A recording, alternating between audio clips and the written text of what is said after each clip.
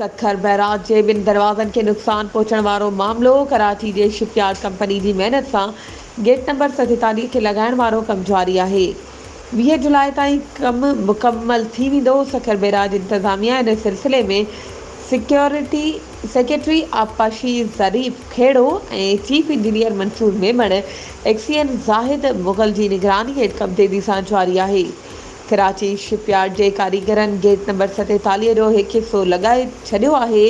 ॿिए हिसे ते कमु जारी आहे। 50 टन वज़नी ऐं 60 फुट डिघो 23 फुट वेकिरो गेट हयो पियो वञे। ॿिए हिसे जी मुकमल थियण बैदि टियों हिसो बि लॻाए मुकमल कयो वेंदो।